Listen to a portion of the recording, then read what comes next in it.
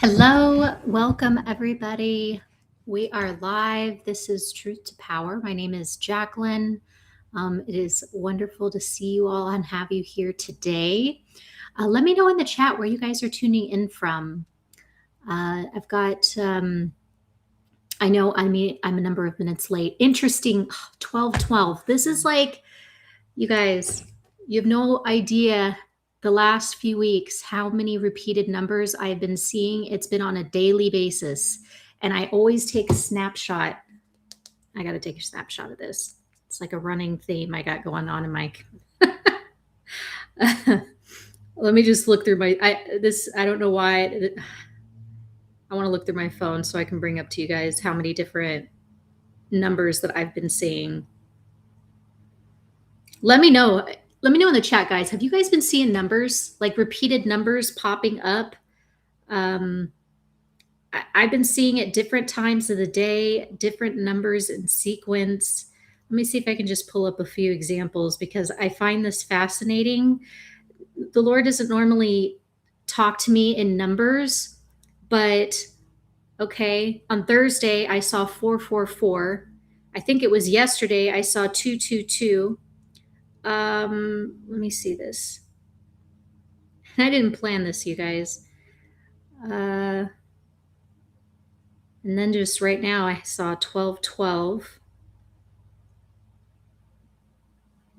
On Sunday, Father's Day, I saw 333. That was the time I happened to look down at my phone.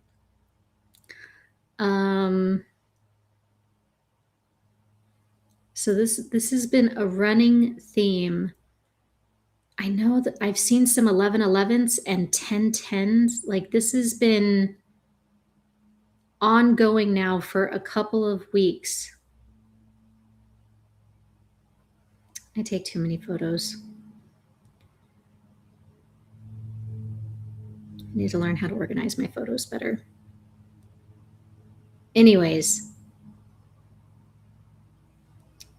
something's going on, guys. We're getting close to some stuff. I'm not going to waste time looking through all this, but I know that I've been seeing not necessarily the same numbers, but I have been seeing sequence of numbers, and every day it's something. And sometimes in the same day, I'll see the same sequence. Like I'll happen to be looking at my phone at the same time in the morning and the same time in the evening. It'll be like 1111 or 1010 or I don't know, just something going on. Yes, hi Jacob, 222, interesting. Highlands, wow, have you been seeing that many different numbers? That's amazing. Let me just show this on the screen so everyone could see. 1111, 555, 444, 123, and 1234. That's really cool. I find that fascinating. That's really fascinating. So guys, we have an interesting topic that we are going to be talking about today, and that is dinar.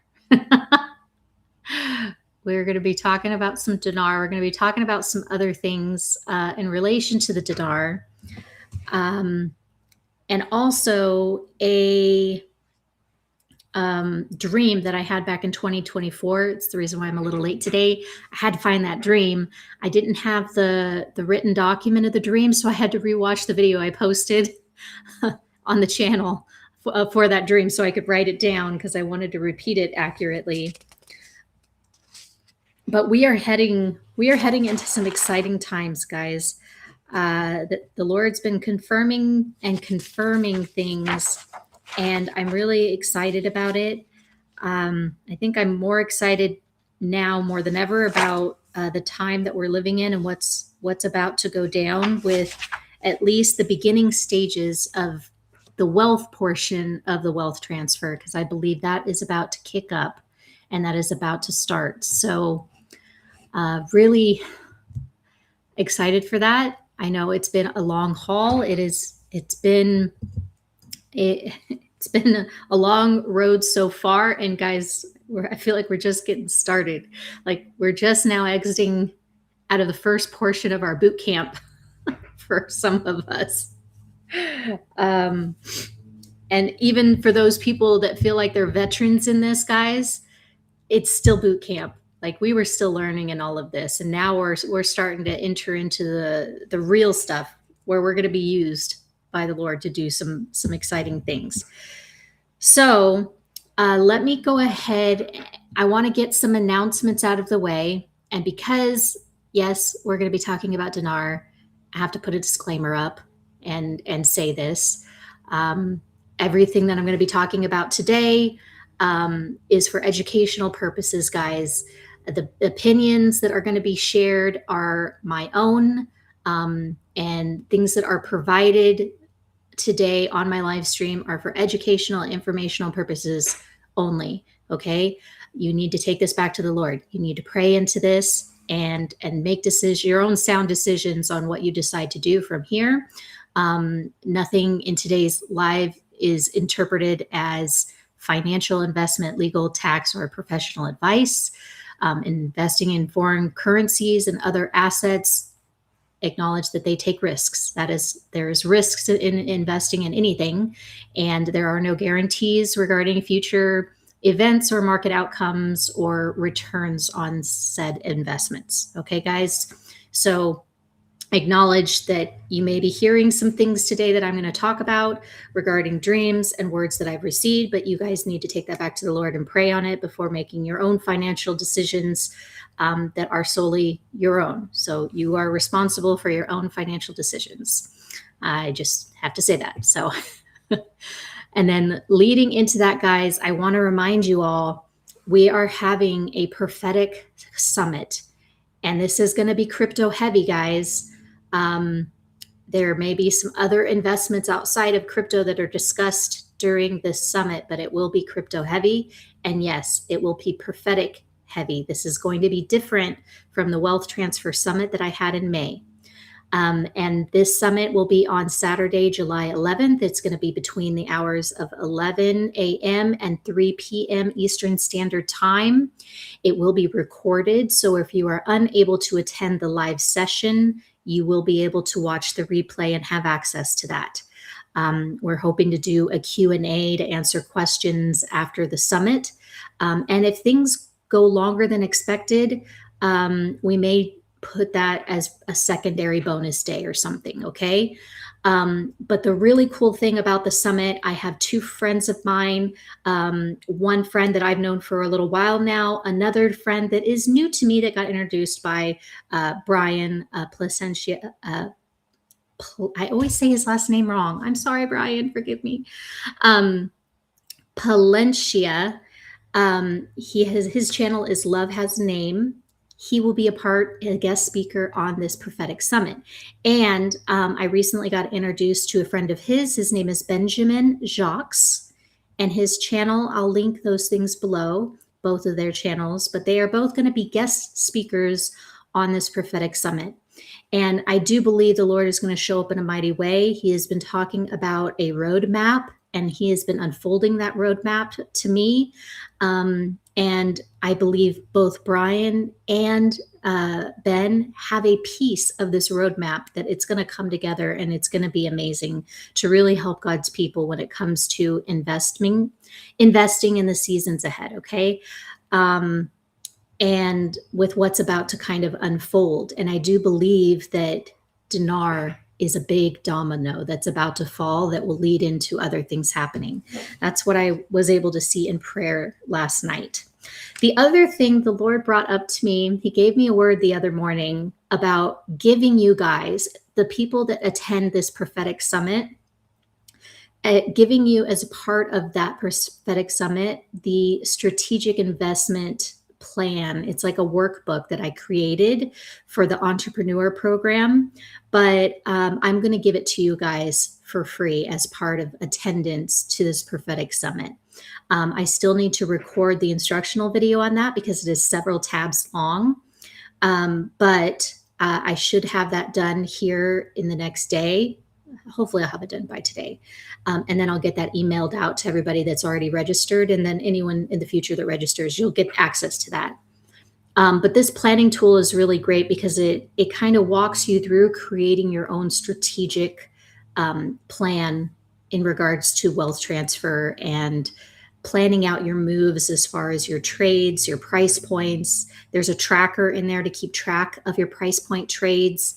There's also a worksheet for yield calculations, so you can strategize what cryptos you would like to actually stake money in and earned yield back for, and how much if you were to put into those cryptos would that yield you on a monthly and annual basis if you were to do that as part of your income strategy. Because remember, the whole thing about this wealth transfer is learning how to reposition yourself so that you're not constantly having to work for money, but that your money is actually starting to work for you. So that's a part of it. And there are a couple other tabs in there that will just kind of help you overall with strategizing for what's about to happen. So hopefully that will be something that people will enjoy and will be a blessing to many of you. And then I do want to also just mention this quick update. If you are new to the channel, I do have a Patreon channel for a community of members. If you want to go a little bit deeper with me on education or just having a community, a group of people that you can come together and pray with on a more frequent basis. And there's a lot more learning education that's done through my Patreon channel. And I do plan on having an entire series around crypto to be released here in the next 3 to 4 weeks.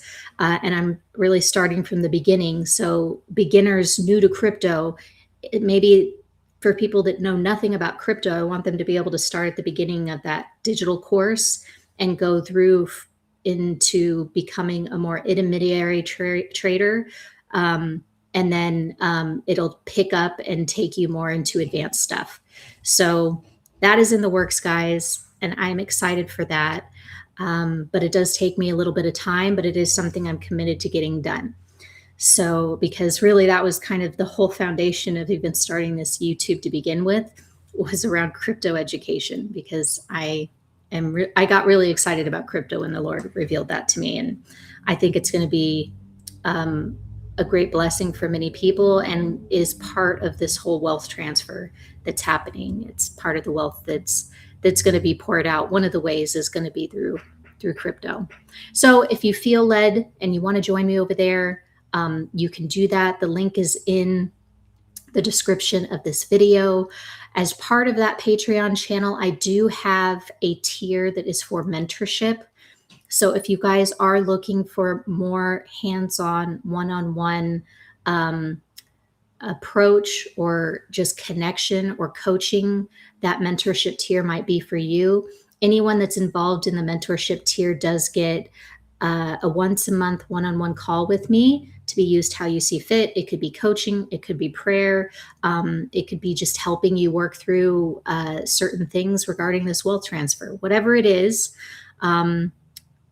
that's really what it's there to be used for. So if you simply need someone to help you set up your crypto stuff and help you figure out how to trade and move stuff, that's an option as well. So whatever is comfortable for you, I have that tier available for people.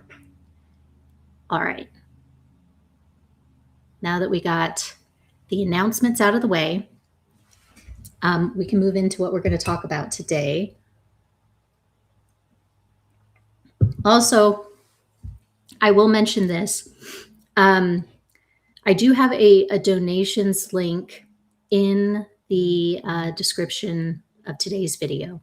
If you feel led or called to support this ministry in any way, you can use that link to sow directly into me. I will say this, the enemy is, warfare is up, guys. I don't know how you guys are feeling, but let me know in the chat.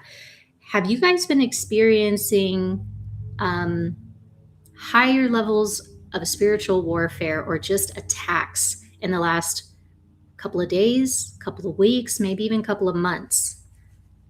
Let me know what you guys think.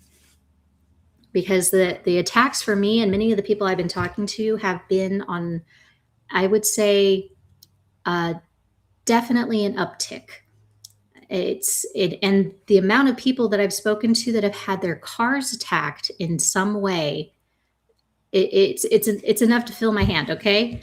I only say this because just the other night, 2 nights ago, I was driving home a little bit late at night, and it was like 9 o'clock at night. I had went to the grocery store late that day because I had a call that kind of went late, and my car actually broke down as I pulled into the driveway of my home.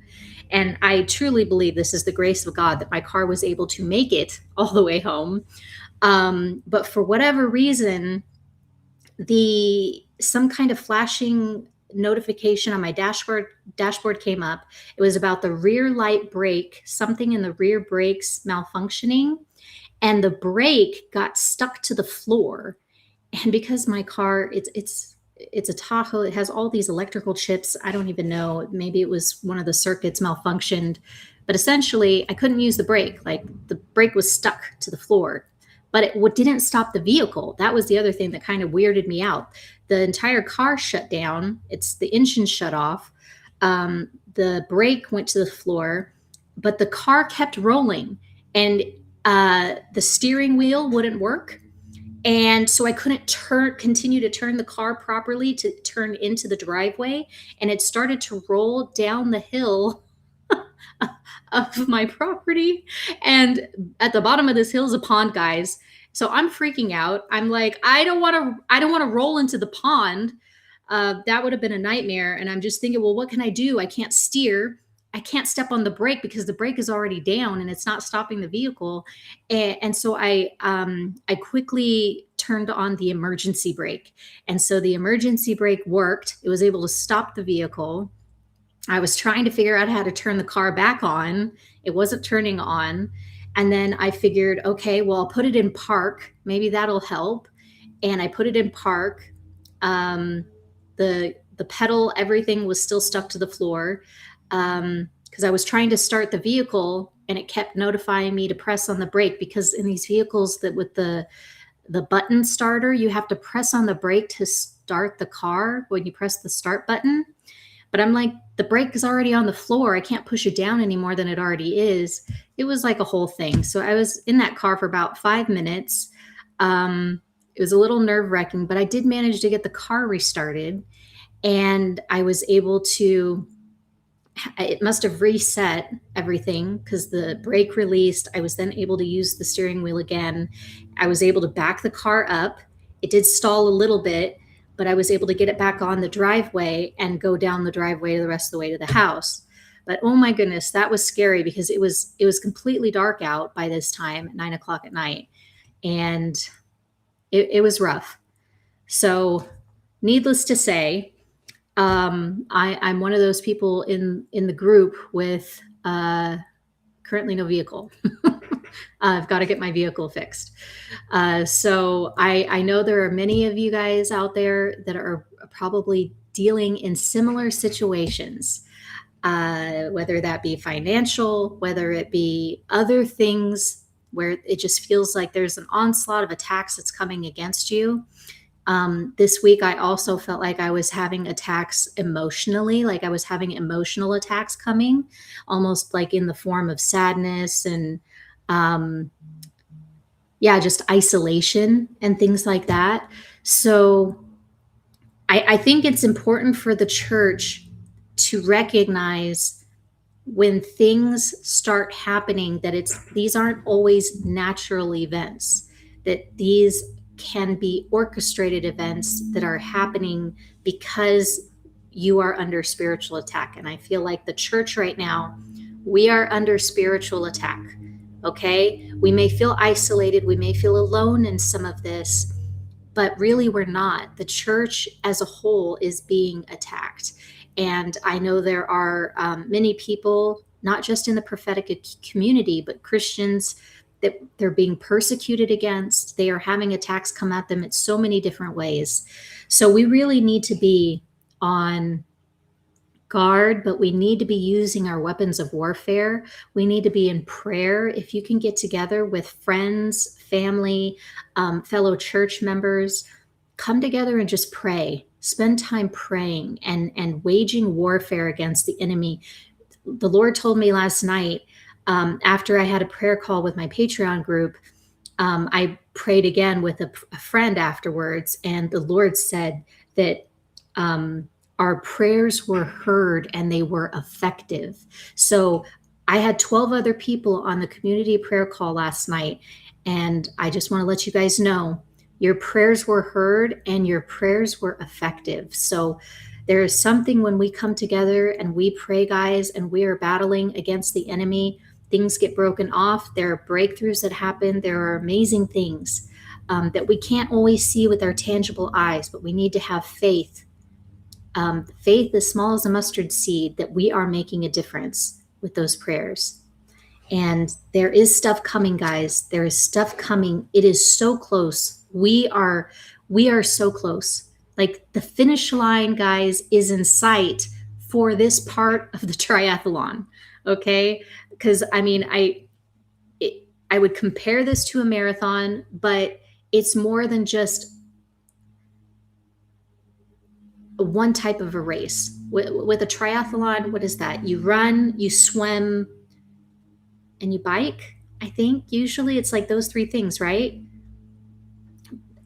I feel like that's kind of where we're at. We're running a marathon, but at different segments of this marathon, we got different equipment that we have to use. There's different terrain that we're going through.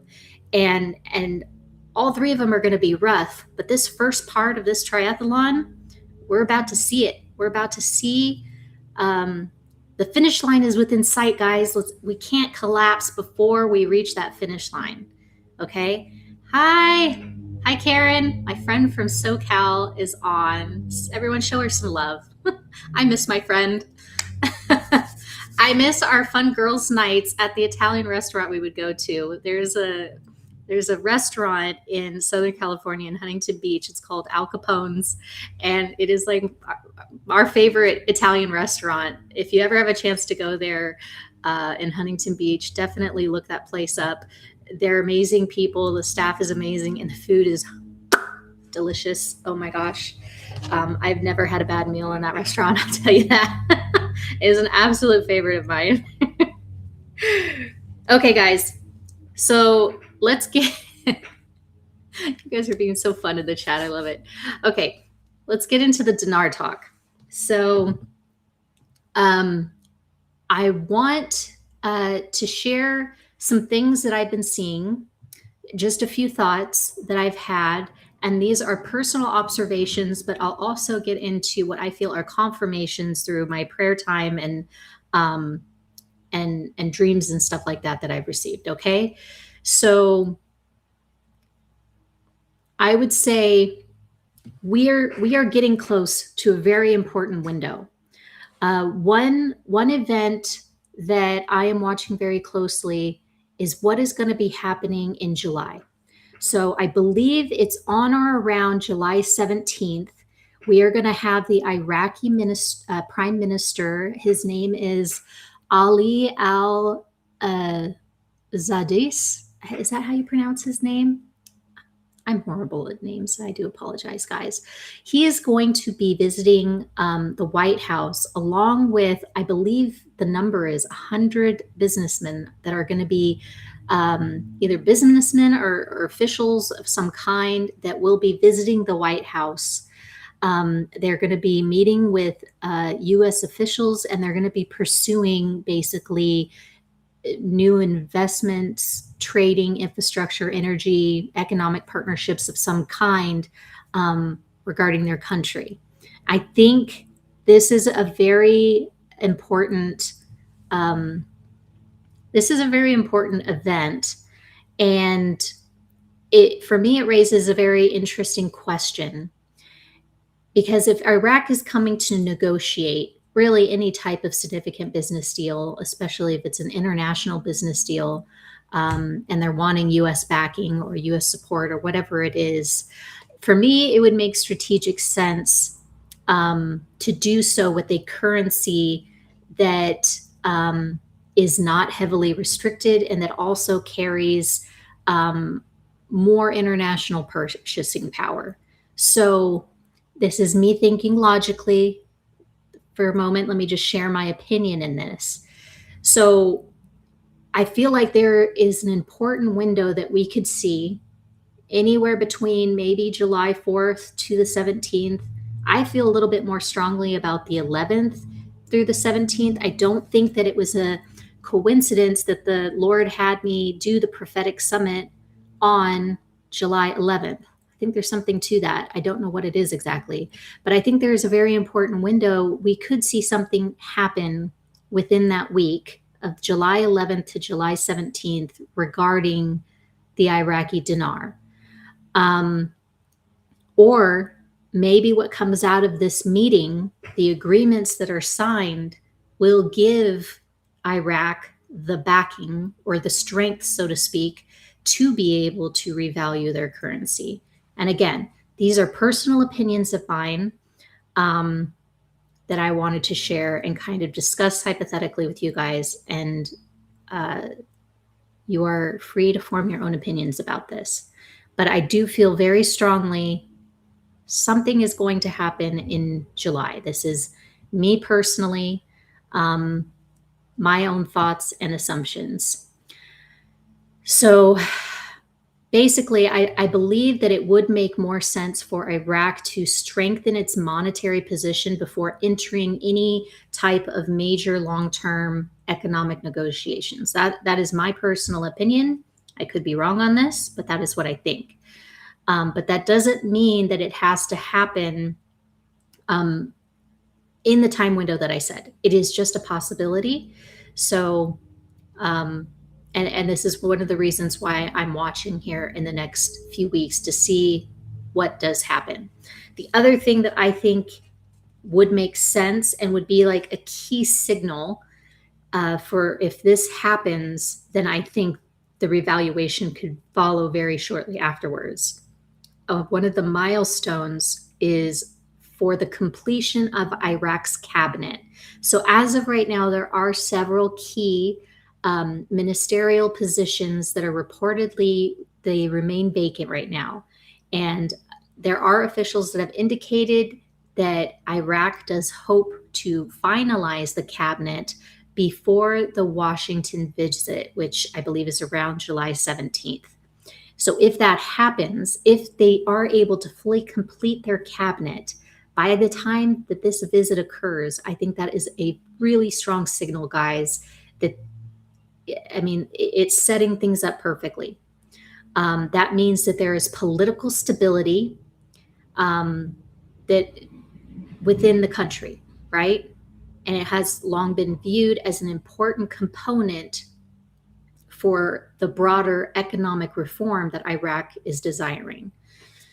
So I remain very optimistic that if we see these things line up, if we see these things come together, then there are good things. There are good things about to take off or happen. Okay. The other thing that I saw come up in an article, and I researched this a little bit more, and it's very interesting. It is very, very interesting to me. And I think it may have something to play into this. And what that is, I think we should pay close attention to the implementation, the ongoing implementation of this. It's an acronym, but basically it's their automated system for customs data. It's called the ASYCUDA. And that's something that I believe is happening. They're working to finalize an agreement between Baghdad and Erbil. I believe that's how you pronounce it. I could be wrong. I'm horrible at pronouncing some of these names. But anyways, this is the modern customs platform that's designed to digitize broader trade and improve customs collections. And also the goal is to reduce corruption, guys, increase transparency, and strengthen government revenue. Okay. And then if Baghdad and the, what is it called? The Kurdistan regional government, if they fully implement the system together, it could improve Iraq's financial infrastructure and increase international confidence in the country's economics overall.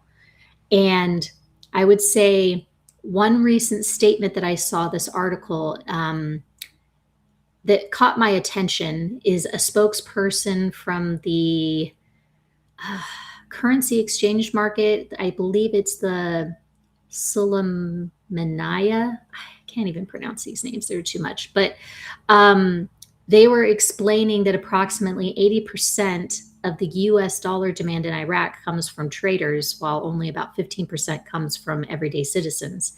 So there is some importance in this, just because, businesses importing goods have historically needed larger amounts of US dollars to pay for foreign suppliers. But if ongoing banking reform and customs modernization is to be reduced, then the dependence on the dollar and increased confidence in using the Iraqi dinar through official channels could happen. So the demand of the dollar there could decline while the support for the dinar strengthens. That's a possible outcome for this. Now, that doesn't automatically mean that the revaluation is going to happen just by that, but these are really good buying signals, because it could basically improve the underlying fundamentals of Iraq's currency, starting with this. And the other thing is, I believe this system has already uncovered, I think it was like around $1 billion, or it might have been more than $1 billion worth of fraud already. So it's just showing that the system is working. So that's encouraging. I think these are all things to consider. And yes, thank you. You guys are so sweet. I love that you're putting in the chat how to pronounce these things. Thank you. I probably should have Googled that myself before coming on here live and stumbling through this. But I appreciate you, Joseph. That's awesome. Anyways, so I believe we are getting close to the dinar doing something.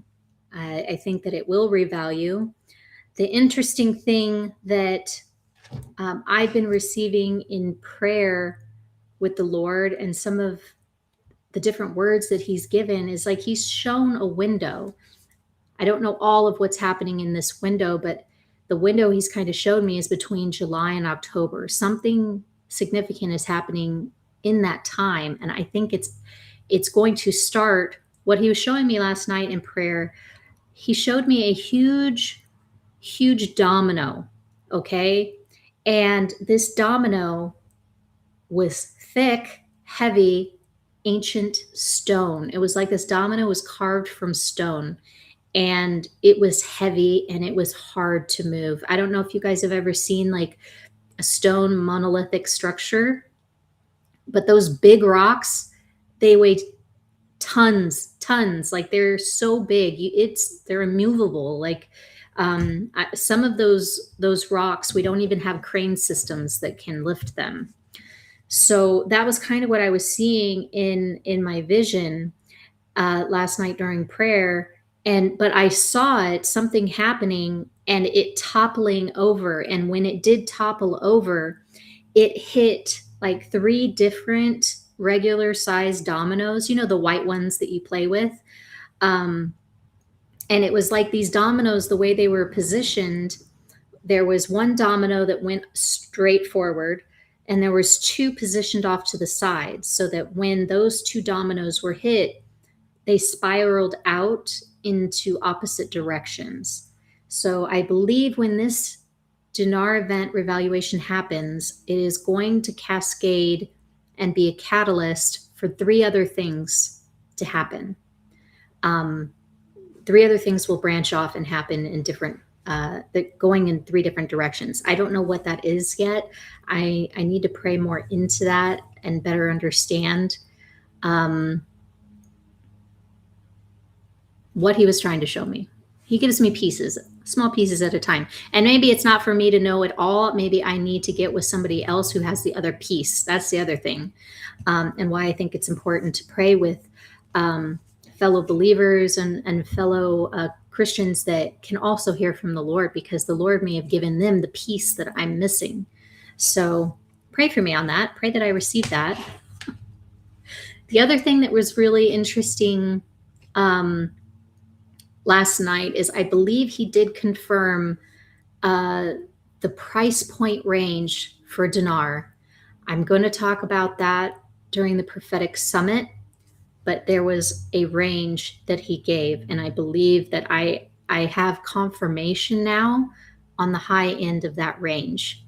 I think I better understand where the lower range is, where it's going to start, and then I believe it's going to increase over a matter of 2 to 3 weeks to a certain value. I think this is where I was confused about this for some time, not really understanding how this reevaluation was going to happen. But I think I understand the picture a little bit more clearly now. But I also understand what he was showing me last night was a 3-week window from the point where it does revalue. It's going to revalue to an initial price point, which is not insignificant. This is going to be a great price point for many people. But then over the next 2 and up to 3 weeks, I believe that it's going to increase to a certain point. But he showed me this 3-week window, and my instructions, what he received for me, what he confirmed to me, I need to go and turn in my dinar within that 3-week window, to not delay on that. Do not delay beyond the 3rd week. I think there's going to be a 21-day window, guys, essentially. Something's going to happen after that 21 days. It's not fully clear to me yet, but something is going to happen. And I know there's been other prophetic voices that have seen things. It could very well be this Persian rug pull. It could be what I had seen with a market crash. I don't know yet. I'm still praying into that, but I have seen something happening. And I feel strongly there's something that could happen in August. I don't know exactly what that something is, but this is just my, I would say, my warning to you guys is I encourage you to don't try to be too greedy with this. Be happy with what you can get. It's better to get something rather than nothing, because if they do pull the rug out from under us and something ends up happening and the dinar ends up crashing again, or something else happens, I just think it would be better to make sure that you get something out of this. I know some people, they have a strategy. They're going to turn in a little bit and hold the rest and hold out for much larger numbers. I don't know how high exactly it will go. He showed me a number in a dream. He told me my number is, and he gave me a number. So I think this is the number I'm to be happy with. I'm to be happy exchanging at that number and getting out. So I'm going to talk about that a little bit more during the prophetic summit, but I also feel like I know Brian has received numbers for the dinar. He's seen certain things regarding price points, and I don't know yet if Ben has received anything for dinar, but we haven't had a chance to talk about dinar yet. I had a great conversation, like a 3-hour interview with Ben, and we talked about a lot of things, but he has great insight onto meme coins, guys. So that is going to be a big part of the prophetic summit that we're going to talk about. But I just want to encourage you, for those of you that are in this investment, that you are in Iraqi dinar, I would say be watchful for what may be happening, and pray into it yourself as far as what bank you're going to go to and what your strategy is going to be even after the revaluation, after you've deposited and exchanged your money, and where it goes from there. I know that this is something I talk about in my Patreon community with people, like my opinions with some of the banks and how things are going to may play out. Um, I don't feel as strongly, or I would say safe, in keeping large amounts of money in the bank. I only say that for this reason, because if we are going to be heading into any type of market crash of some kind, um, whenever that does happen, the banks may have issues. There may be some banks that, like we had with the bank failures just a number of years ago, where there were bankruptcies that were happening, there were banks being bailed out. There were a lot of people that lost entire savings because of that. So I think there are a lot safer investments to put your money in rather than in an institutional bank. But you guys need to pray about that, um, and feel comfortable with what you're going to do with your funds. It, you know, I know there are some banks. There's a bank in Texas where they will insure you up to, I think it's like 3 million. I'm certainly, I want to research that bank a little bit more. I think it's called Frost Bank. I could be wrong. But it might be smart, it might be wise to have a diversification of banks. Let's just say that. But I do believe that there will be a number of larger national banks that will be accepting the dinar and will allow exchanging of the dinar. I think Chase Bank will be one of them. I think they're probably going to be the big top four that will be, accepting the dinar and will exchange it for you, obviously for fees. They're not going to do it out of the kindness of their heart. They're there to make money. But there are a lot of questions and things that you should ask ahead of time, ahead of that meeting. So when the revaluation does happen, I would say take your time to make calls, ask questions, make sure that you know the process that you will go through in order to get that exchange done, and make sure when you're entering that room, like before you enter that room, before you show up for your appointment, make sure that they're able to verify the authenticity of your currency there in the room.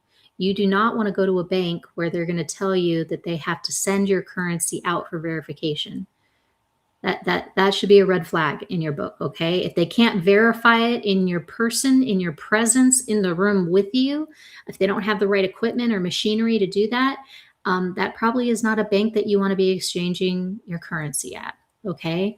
I think that's probably one of the reasons why I will go with Chase, because they do have the machines that they can feed currency through.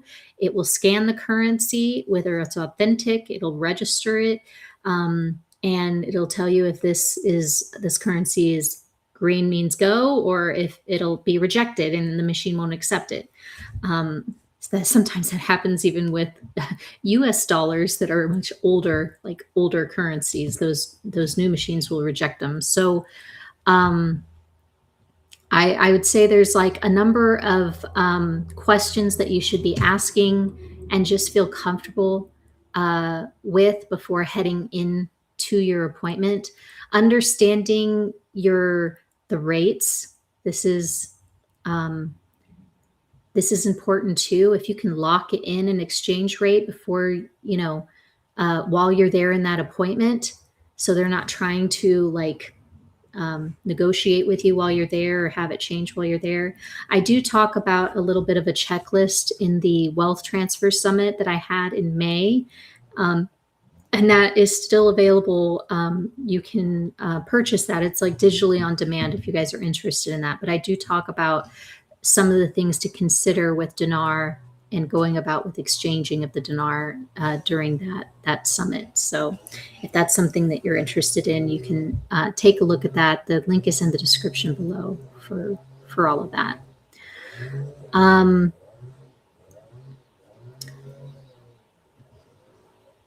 You have a question here about Wells Fargo.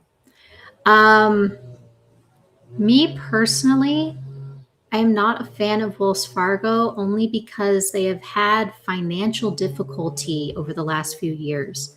I believe they had filed for bankruptcy. They closed down a lot of locations. They just had a lot of financial issues. Let's just say that. I mean, they're still in operation, but any bank that's struggling financially and things like that, I don't know. I worry about those things. But I would say definitely do your research on the bank that you're going to use. I don't know if there's going to be one perfect solution, guys. And I would also find out how soon you can have access to your funds. Like they may allow you to have immediate access up to a certain amount, and then it may take a few more days to clear the rest of it. But definitely figure out or negotiate for the quickest release of funds to you. Okay, this is your money. And if you're wanting to use your money to invest in other things or be ready to invest in other things and to make moves in the market, should the markets go down further, it's going to take time for you to move your funds into a bank account or onto the exchanges and getting all of that ready to go. And definitely pray over this whole entire process. It might be wise to also consider having a bank account with a bank that is crypto friendly. So I know a friend who opened an account with Titan Bank. They are crypto friendly. It's an online bank. I have not personally used them yet, but I do want to look into that. I have used Mercury Bank. They are a crypto friendly bank. And I haven't had any issues with uploading funds to and from my exchange through them. They are, I consider them really good. But again, I don't know how difficult it's going to be, like moving larger amounts of money. This is only something that you'll have to wait and see how things go. But I do know with Chase Bank, anytime you have to move any type of large amount of money, and by large amount of money, I'd say anything over $10,000. Wire transferring anything over $10,000 can be a hassle with Chase Bank. Anytime I've had to do it, I've had to get on the phone with the fraud protection. I've had to verify my identity, provide reasons as to why I'm transferring funds to said account, jump through some hoops, but I've never been denied doing the wire transfer in person. I have been denied doing the wire transfer through my bank account. For whatever reason, anything over $10,000, they always flag it as fraud and then they cancel it and they will not allow my wire transfer to go through. I have to go down to the bank and be there in person to verify my identity and then have the branch manager call the fraud department and do the whole verification. It's a hassle. I will say that. Chase can suck in that way. They don't make it easy for you to move your funds out of their bank. Let's just say that. But I mean, it can be a blessing and a curse, right? Obviously, they're trying to prevent you from being taken advantage of, I would say, like actual fraud. If this was actual fraud, I'd hope that they would make it this easy. But unfortunately, with Chase Bank, what I find amazing about them is they will flag my transactions a lot for fraud, but whenever I've actually had real fraud against me, they allow those transactions to go through. And I've had that happen on more than one occasion. And I never stop talking about this because it still irks me to this day. But I actually, when I was on a work trip in New York, I used an ATM at a Chase Bank on a Sunday, and they denied to give me I was trying to take out cash out of the ATM, and they flagged it as fraud, and they would not allow me to take money out of the Chase Bank ATM. Uh, and I have a bank with them. Like, it was the weirdest thing. So I was like, okay, guess I'll wait till Monday when the bank's open and I can come in person. Within like 15 minutes of using that ATM, I had $5,000 worth of fraud clear through my account. People were spending $800 and $900 at Target. What was it? Burlington Coat Factory, Walmart, and there was a couple other ones, but they all ended up being about $5,000, and they cleared out my account. And that made me so incredibly upset, that whole experience. This was the last time I traveled for work with cash in my account. From that point forward, I never had cash in my account whenever I traveled, because I didn't want to have a situation where, one, I was out without cash, two, that I could be, hijacked in that way. And it takes them like 3 weeks, minimum of 3 weeks, to return the funds back into your account. So anyways, I don't know how I got on this tangent, but I do apologize. But Chase Bank may be an option. They have flaws, yes, but they are a big national bank that most likely will be one of the ones that will allow exchanges. But we're just going to have to wait and see. Trust me, when this whole thing goes down, I will be having regular meetings with my community and talking through what I'm learning and what I'm doing, and like, kind of troubleshooting what the steps forward are as far as how we can get this thing exchanged. Highlander. Yeah, sounds like a skimmer on the ATM machine. It could have been. You know what was weird, though? They had a gentleman that was sitting in there. He was in security getup. I believe he worked for Chase Bank, and he was sitting in that ATM room. There was about 5 or 6 ATMs.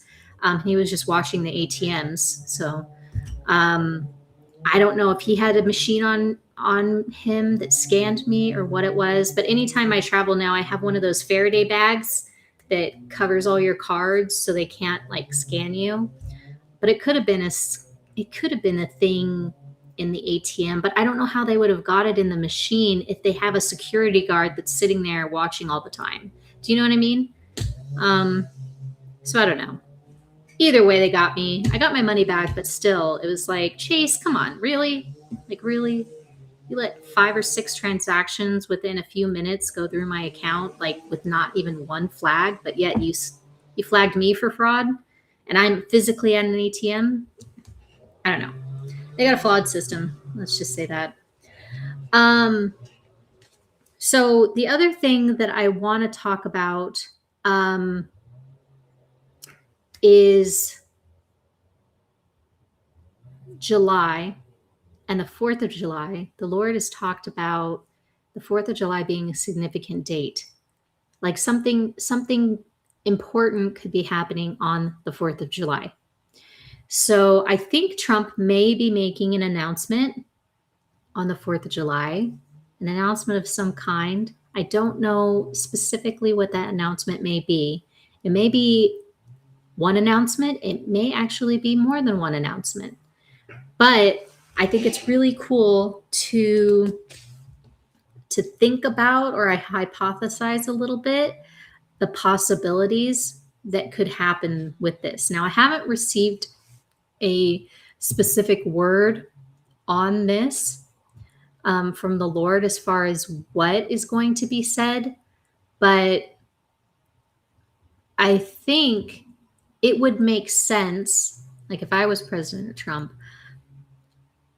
I think that he could actually implement some type of executive order, or maybe even an emergency order, that hopefully with the intent to protect against fraud happening again with the upcoming elections. I think it would make sense for him to do something to protect against that, because I think the enemy is going to try their best to affect the upcoming elections that are going to be happening within the United States. In my opinion, one of the ways that they could try to affect that is by causing a market crash of sorts, because it honestly would make Trump look very bad. It would make anyone supporting Trump look very bad. It would also make a lot of voting citizens, very angry if all of a sudden the economy was to tank. And so that is why I think there is a window of time in August where it lines up and it could make sense, because I had a friend speak to me just earlier today saying how August is a historical month for affecting elections. So it a lot of times it takes several months to lead into before the actual voting takes place. So August is critical. Whatever is going to happen in August is going to be critical. And I agree with that. I think that makes sense. It makes logic sense. And it may be why I felt strongly something was going to take place in August. And I know I had a dream 2 years ago now about a market crash. And the date that I saw on the screen was an 8/2, which in US, dating order, that's August 2nd. Now, I'm not saying it's going to happen on August 2nd, but the month of August, I think, is important and is significant in what I was seeing in that dream, because August was being represented. Although I was in a foreign country, so I have hypothesized that there's a possibility that maybe the date I was seeing wasn't August 2nd, but actually represented February 8th. I don't know. We shall see. But I think that it could very well be that the enemy may want to cause something to happen with the markets that will make Trump look very bad, or at least bring down favor with him and the Republican Party. So it's something to look out for, guys. The other thing, and I don't know if it's going to happen this 4th of July. It would be amazing if something like this could happen, and maybe it could be a stepping stone into the direction of this thing happening. But, well, first I will say, if he does sign any type of executive order or emergency order, I think what the idea behind that would be most likely is rooting out of corruption. So not only the prevention of future voter fraud, but also maybe the uncovering or the disclosure of past voter fraud that has actually taken place, and the parties that were involved in that, and maybe even justice taking place with the parties that were involved in that, because I think they have the information. They know the voter fraud happened. I don't know if they obtained that information in a way that it can be presented in a court of law. I don't know if it was, yeah. That's all I'll say about that. But maybe somehow he'll do something that will allow that information to be used so that justice can take place. The other thing, which I think would be incredible if this was to happen, I don't know that it will happen this year, but maybe it'll happen in future, sometime during Trump's term as president, sometime before that ends. It would be amazing if he were to announce that America was a sovereign nation again. So I don't know how this can play out. And there may be stepping stones, so to speak, of this creating change within the nation, because the president isn't all powerful, right? there are three branches of our government system that have to work together to to pass certain things. The president, the executive, is only one branch of that tree, but um, I think it would be very interesting if he was to open that door and start creating things to where um, it could lead into America becoming a sovereign nation again and its citizens becoming sovereign.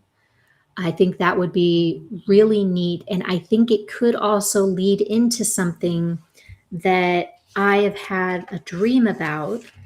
Um, and I wrote down this dream, and I'll share this dream with you guys. I had this dream on November 18th, 2024. So, in this dream, I was on a video conference call, and I was talking with fellow colleagues on this call. And this isn't something out of the norm for me. In my work, I would constantly be on conference calls like this. So, this was very normal to me. In the dream, there were four people on this conference call. I didn't recognize them. Two of them were males, one was female, and then there was me. So there was two women and two men. And the female, she was very clear to me.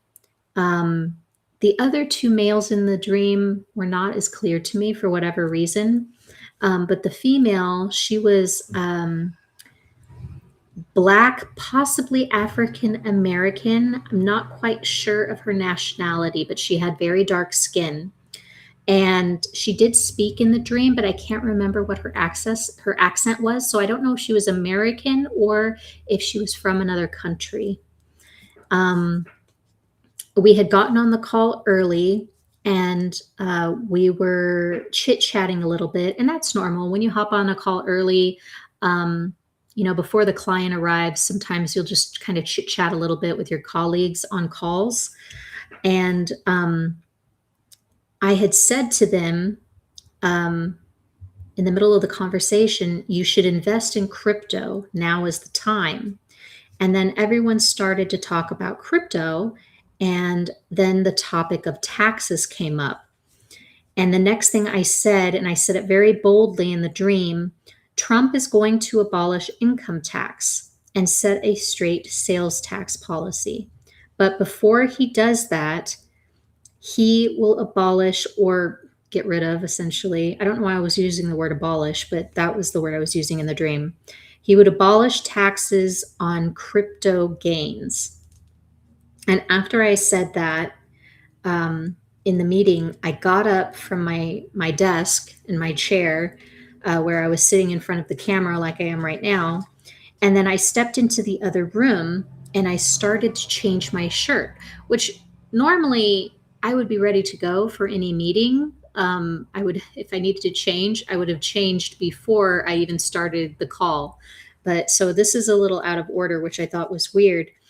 So after I said that and I got up, I left my desk, I went into the other room, which I think was my bedroom, and I started to change my shirt. So I took my shirt off, and I was looking into a mirror. It was like a long mirror. So I was looking at myself, and underneath my shirt was another shirt, which I thought was odd. Normally I don't dress in layers like that. But also the shirt that was underneath, it was inside out. So it wasn't the right direction. And I was just looking at myself in the mirror while I was changing. But I could hear the conversation of the call that was happening in the other room. And what I heard the woman on the call, and she was speaking in tongues, or she was praising in tongues. And she was just really happy and joyful. I could tell in the way that she was talking and speaking and praising, that she was just overjoyed and really happy. So I wanted to bring that up and share that with you guys one more time, because I think this is a possibility, something that Trump could achieve sometime during his presidency before he leaves office. Now, do I think this is going to happen this year? I don't know. I can't say that for sure. There may be some things he's able to roll out or start rolling out, um, but I don't think everything is going to happen overnight.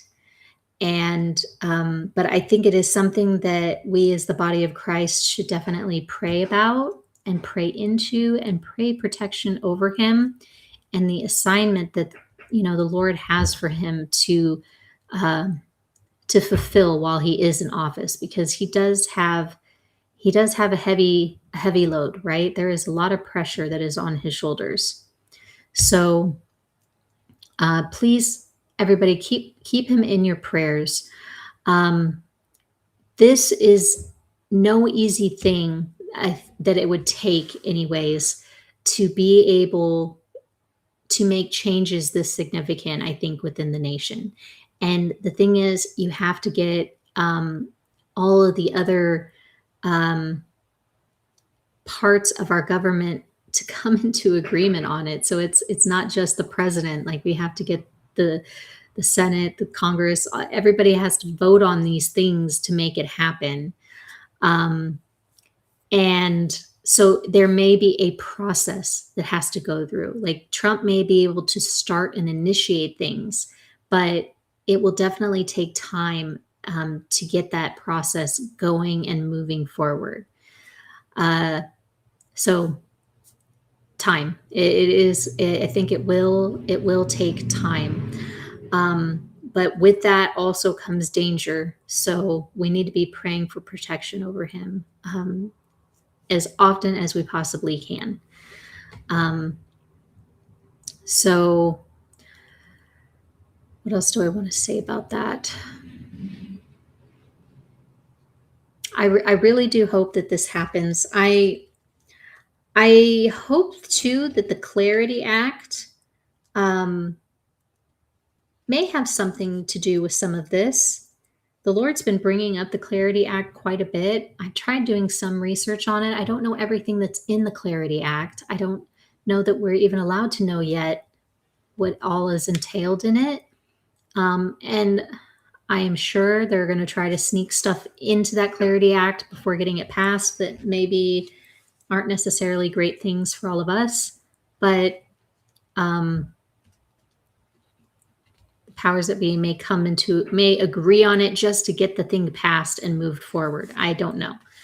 But I think that the Clarity Act is one of the things that's going to be a catalyst of sorts moving into other things that are going to take place and happen.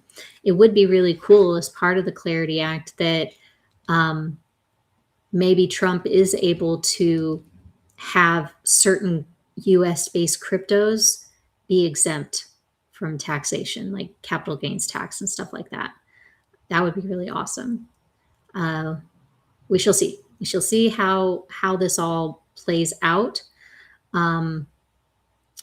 But yeah, I mean, I think it's an initial start with where things are headed, which are more regulations, because there obviously is going to need to be more regulations that come to play with crypto as things unfold. Interesting comment here. I'll just bring this up. Fossman 1000. There's a foundation for the beast system in the Clarity Act. I'd be interested to learn a little bit more about that. I think the new financial system is the foundation for the beast system, guys. I've thought that from the very beginning. I think it's going to be a way in the future when they do decide to control money and who can buy and who can sell. I think they're going to do it because it's all going to be digital. Be very easy to not allow certain transactions to go through, or to maybe freeze accounts of some kind. I don't know. That is kind of how I saw the digitalization of economics, essentially, how I saw it moving forward during that time. But I definitely think with the blockchain, there is more transparency because there is a record that is made that nobody, once that record's created, it can't be changed. Now, you don't always know, like, well, who does this wallet belong to or where is it going? But I think there are foundations here that can be used for good, but we know at some point in the future they're not going to be used. They're going to be used for not good purposes. So we have to be wise about that. We have to have an understanding of that. But I also think that's why the Lord is having us create and position ourselves in things like building our own Goshens and creating things for ourselves to where we have, we are not so reliant on the corporations, the government, their systems. Like, we're able to create our own systems. We can have self-sustaining systems. Like if the government or the city or whatever just decides, well, we're just going to shut off your electricity. It's okay. I got my own. I know how to generate my own electricity. It's okay. I've got access to my own running water. It's okay. I've got access to, do you know what I'm saying? Like, if it gets to that point where they're, doing that type of warfare, which you never know, could be where we're headed at some point in the future. Christians do need to be more self-reliant. And I also think it's important too that as Christians, we're supporting and purchasing products and things from other fellow Christians. Like, we should be supporting our own Christian-owned businesses. So it would be really cool to have Christian-owned banks that are, they're running banks, but they're doing them in a good way and they're not being corrupt or greedy about it. Yeah, this is interesting, Fatima. You have a crypto companies of our own. I'm not sure if you mean trading companies or something else, but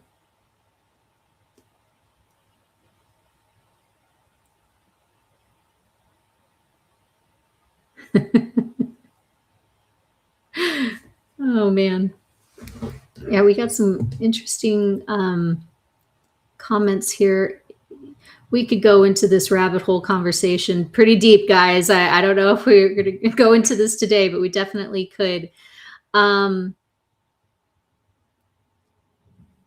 don't know how to pronounce your name, sir. Your hashtag, Eultree Trinue.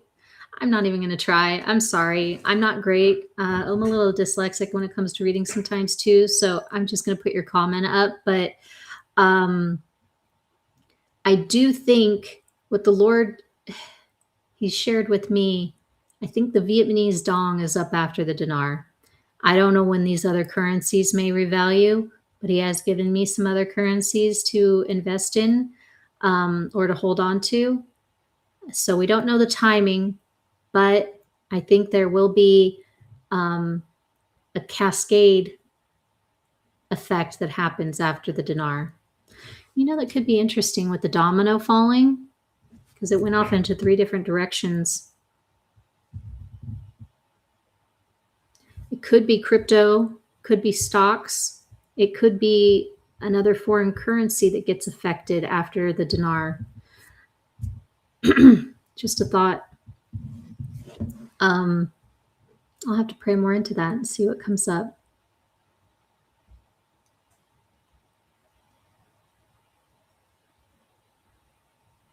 But yes, definitely, if you are in dinar, use your dinar as your seed money, guys.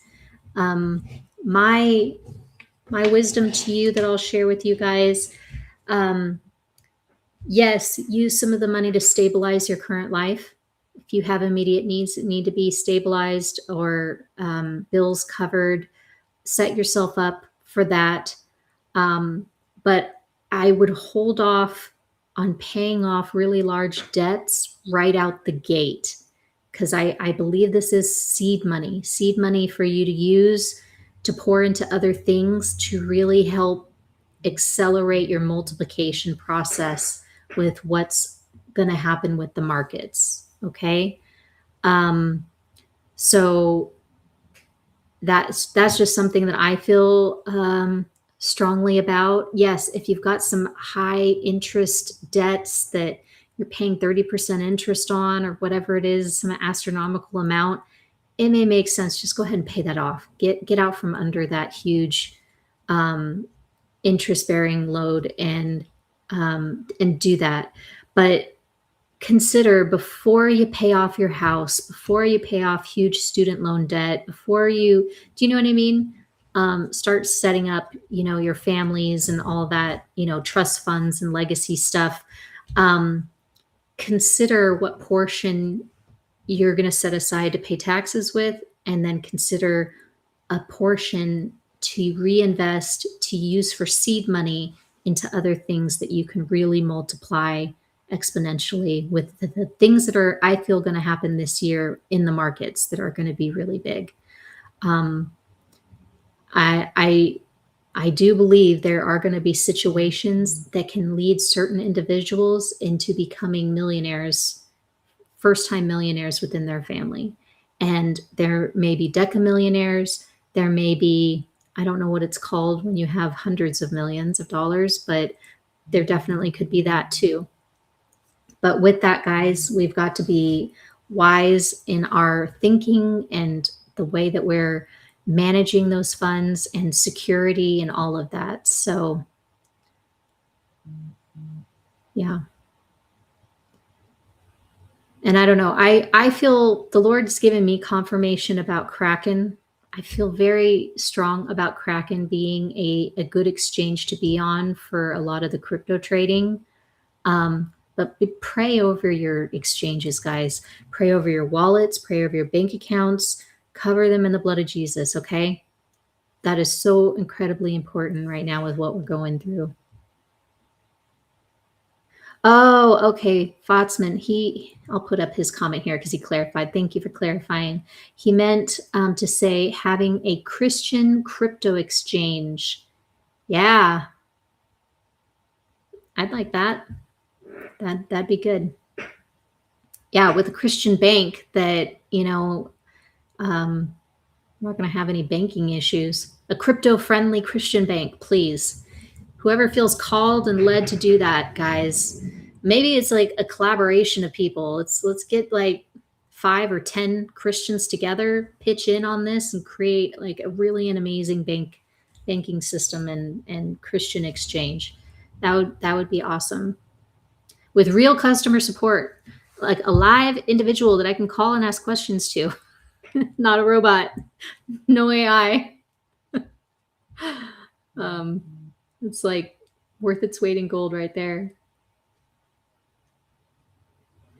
Joe Happy. So I have gotten a few words on XLM and a couple other cryptos. I'm going to be sharing those during the Prophetic Summit because I think it goes together with the roadmap the Lord's been showing me. But I have had a lot of previous words and dreams about XLM, XRP, and XDC, and those are here on YouTube. You can find those. I don't hide or delete any of my videos, even the much older ones. And guys, I have some really old videos on this channel with very poor recording quality. So forgive me, but this channel has been a growth in process journey. You can see the journey from beginning to end and how much improvement's been made. So, but I still believe those dreams are in play. All of those dreams are in play. And I believe those words are in play. And I think we're about to see some of those things happen this year. And some of those dreams and words that I received were about XLM. And I've seen XLM as low as 11 cents or even a little below 11 cents. And I saw it shooting up like a rocket ship up to around the $2 range.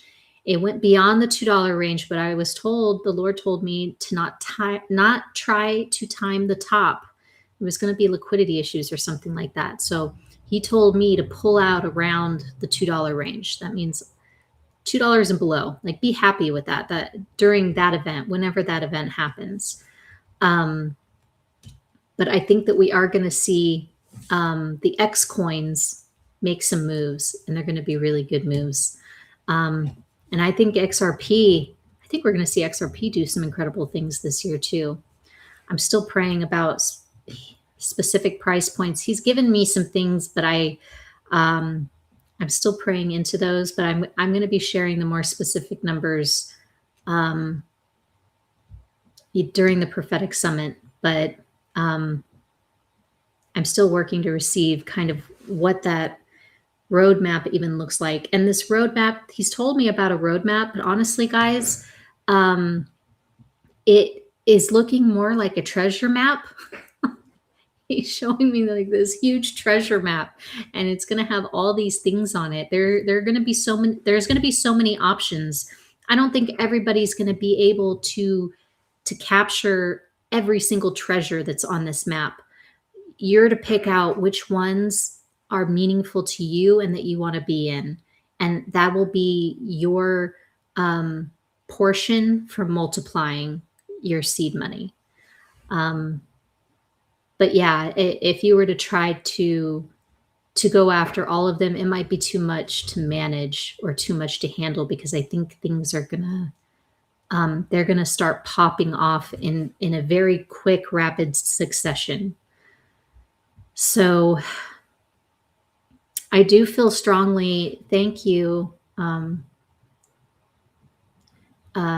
do feel strongly that we are going to see Lunk and Shiba soon do something. What may be interesting is if we do have the dinar happen, I'm telling you guys, if the dinar happens within the next month, there is going to be a cascade effect that happens from that. The markets will move, because there are going to be people that are moving their funds from cash into crypto and other things. Yes, I guarantee you a lot of people are going to be buying precious metals. I think gold and silver will have a nice pump. I think a lot of cryptos will have a nice pump. I think the meme coins are going to surprise people. He was showing me a circus last night. This was so funny. So we had a community prayer call. After that call, I jumped on another prayer call with a friend to continue praying, because we had such a great call. We didn't really want to finish it yet, so we just kept praying. We were praying about markets, and the Lord gave us some great stuff. I still need to comb through all of that and pull the transcript and see what I can share, what I should share. But he was showing me a circus with all of these animals, and I was seeing this tiger on one of those unicycles going around the circus arena, and it was like that song playing, that song. I'm pretty sure that's what they play at the circus, right? I could be wrong. But that's what I was hearing playing as I'm watching this thing play out, the scene, and it just looked like a lot of fun. I think people will be investing in certain meme coins that have been spoken about prophetically, and it's going to cause these little coins to have runs, really fast runs, and I think people are going to take profit. They might buy up more after there's corrections, because they're going to pump because people are buying in. People are going to sell and take profit. They're going to dump because some of these coins have like 18 and 19 zeros after the decimal point. So any little bit amount of money is going to cause them to skyrocket.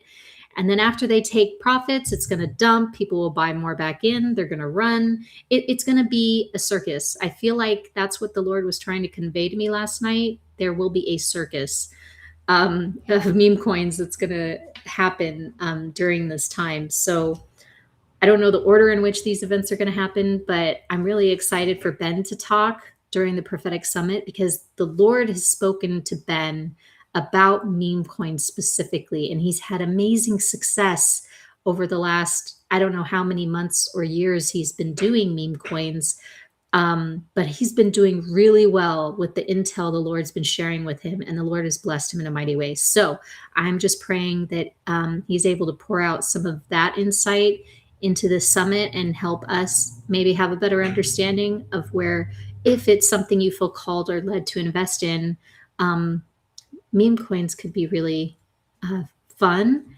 and could be a huge blessing for many of you. So yeah, I'll just leave it at that. Where to buy metals.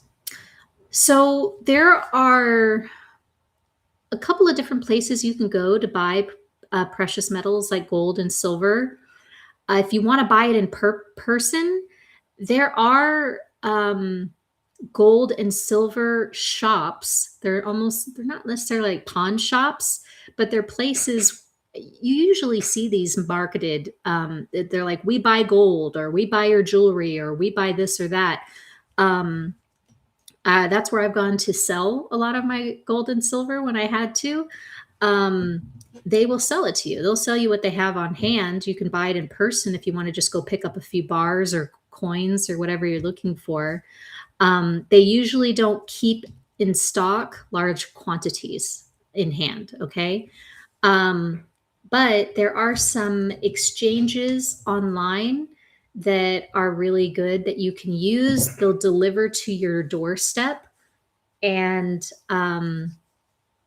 they'll insure your order shipment up to a certain value if you pay for that.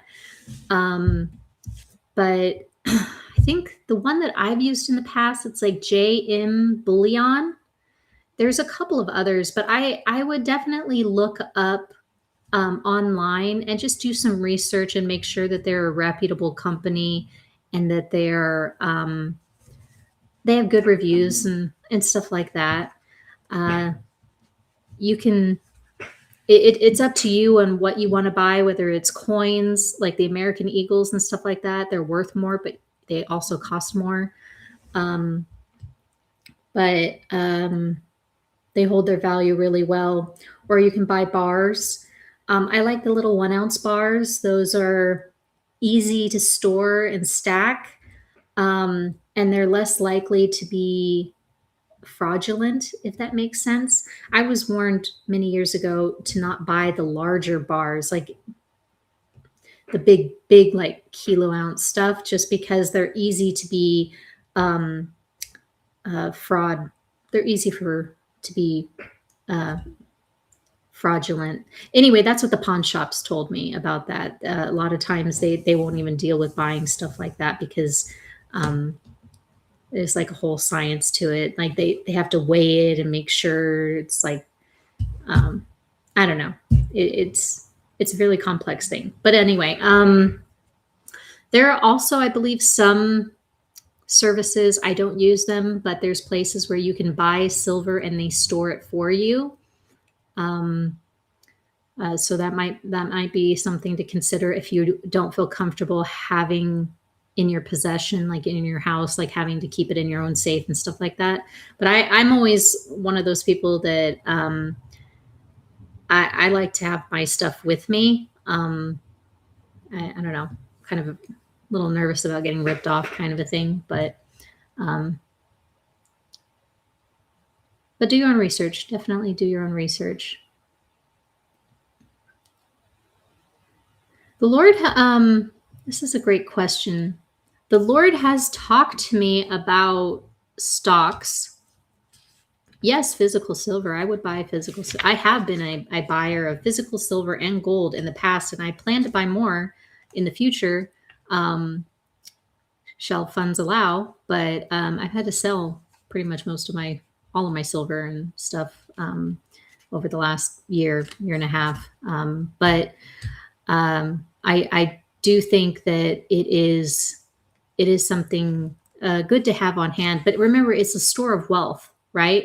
So it's not like something that you're necessarily going to become rich on, but it's just a store of value. I do believe it will go up significantly in value. How soon that will happen, I don't know. It could take another couple of years before we really see silver hit like 1,000 an ounce or 2,000 or 3,000 an ounce, but I think we will eventually get there. Stocks, I think we are going to be moving into a season where it would be good to buy stocks. I think the Lord hasn't specifically given me a lot. Yeah, I don't think he's really given me any specific stocks besides like Zion Oil that I've got confirmation to buy into that. But I think there are oil in general would be good. I think there's stocks in mining companies, especially mining companies that are mining like rare earth minerals. I think is going to be important to look into.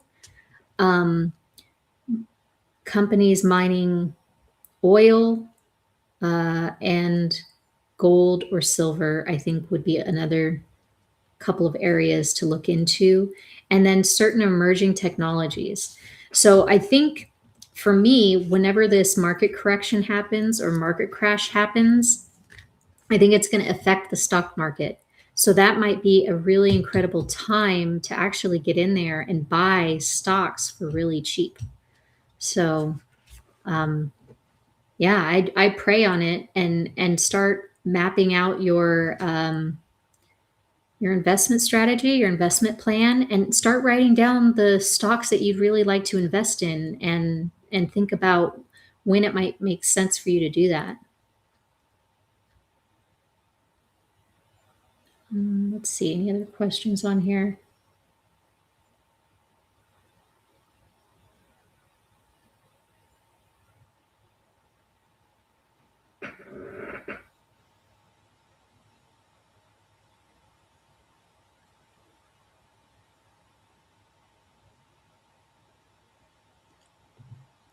Barry, could you be a little bit more specific? What do you mean by uh, EBS system? I know that's emergency broadcast system, but what do you think that is going to occur during the emergency broadcast system? Can you clarify on that? Joe, Zenog is Zion Oil and Gas. It is a mining company in Israel, and they mine oil specifically. So they have been prophetically spoken about, that company doing well and that company hitting oil and um, their well, the price of their stock going up significantly. When I was buying into it, it was around 6 cents. I know it shot up to around 33 cents. I don't know where it's at today, guys. But I think it has much further to go. And if they were to really hit significant oil, it could definitely go up, I'd say easily above the dollar ranges. Maybe even be worth like 50, maybe even $100. Who knows? Um,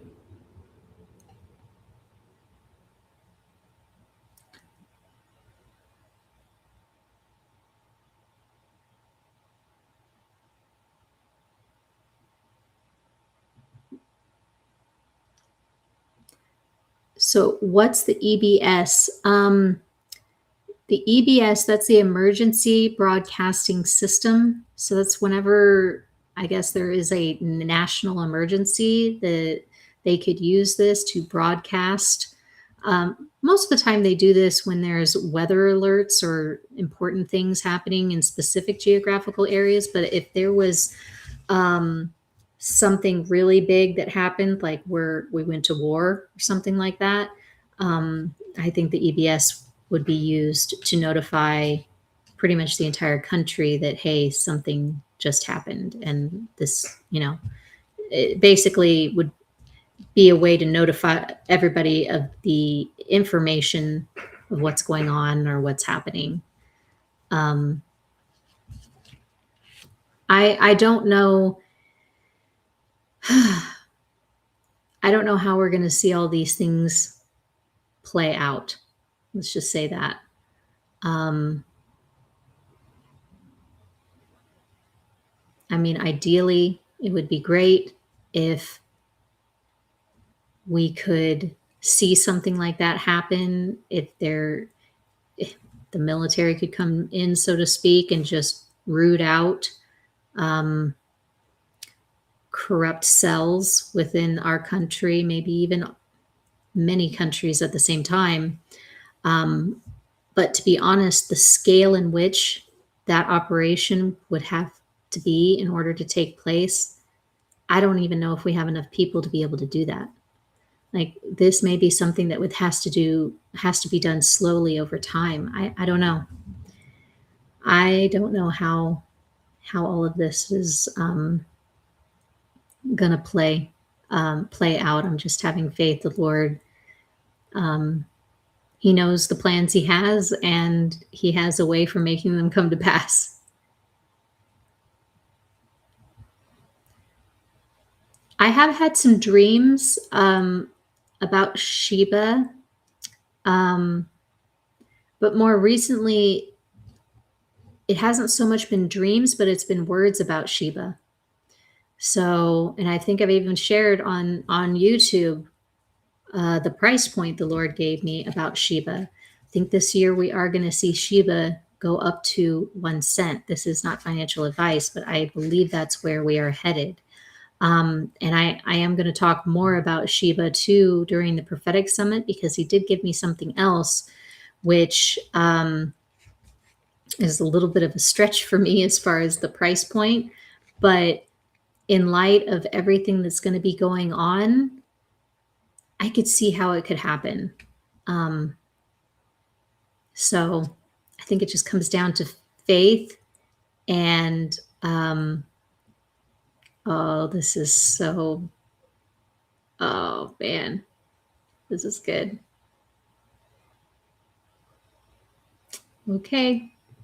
I'm just putting that up there. I'm not gonna say too much more on that, but guys, Shiva's gonna happen. It's gonna be awesome. A lot of us have been waiting on Shiva. So um uh let's see. Oh no, and this is interesting. So you saw a post yesterday about a dog looking for a home, and it was a Shiba Inu dog named Luna. That is funny.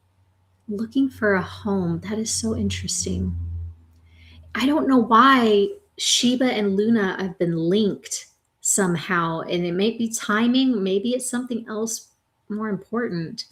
But even the dream that I had, I think it was a year ago or more, about Shiba howling to the moon.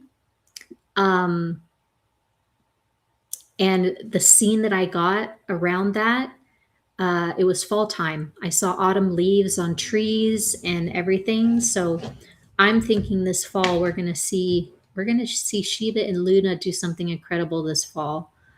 Um, yeah.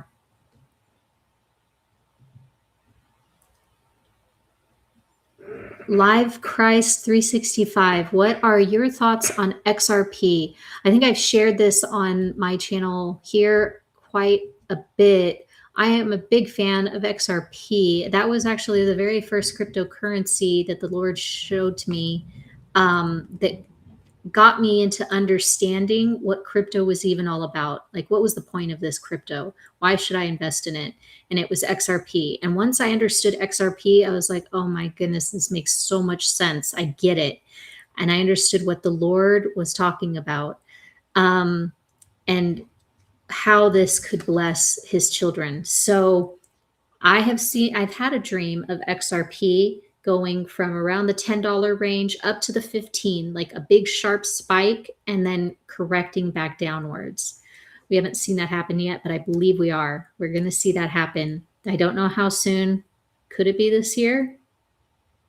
Maybe.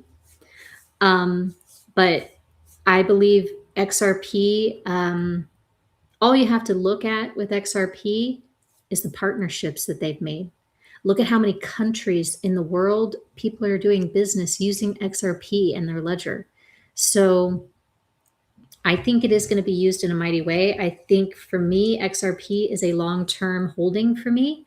I plan on using it, holding it, and yeah, I'm going to learn how to stake it, wrap it so that it can be staked so I can earn interest off of it. That would be amazing. But I think there's going to be a strategy for buying into XRP. I think what the Lord has showed me, and that there's going to be a portion that I can buy and hold with, But then there's going to be another portion that I can buy and use it to multiply. So I'll buy it, I'll sell in a pump, buy back in at the low, sell at the next pump, buy back in when it's low. So I'm at least taking advantage of the movements that are being made in the market. But I think XRP and XLM are a great coin to be in, and I think that they will be around long term. Let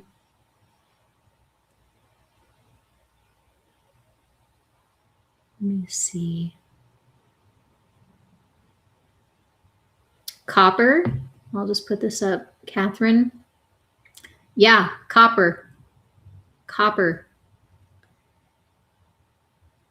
This would be a great investment.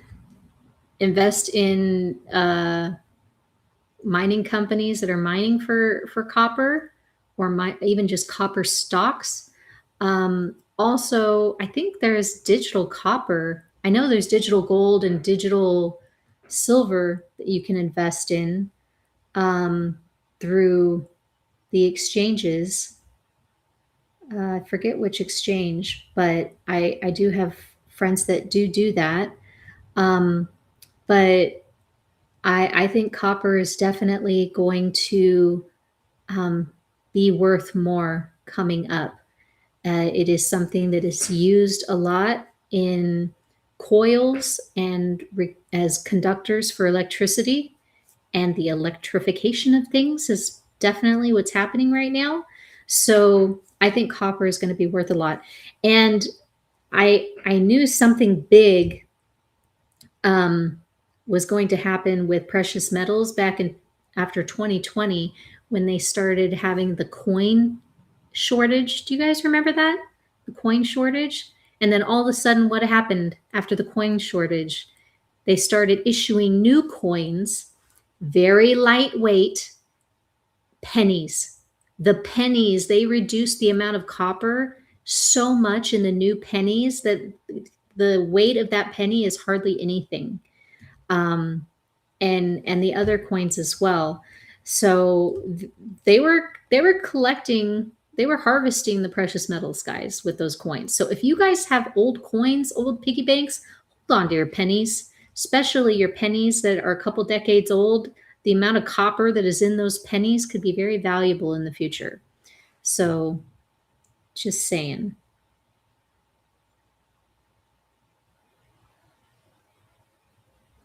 Ooh, this is great. I didn't know this. Thank you, Micah. I think your name is Micah or Mick. Anyways, you're saying XRP is the black onyx Brad Garlinghouse was the man Brandon Biggs saw in his vision. If you can, let us know what vision that was. I've heard of this black onyx. I know that I've had a lot of people questioning about this black onyx. I would like maybe more information on that. But yeah, I think XRP is going to be very valuable in the future. I think they're going to be involved in a lot of things.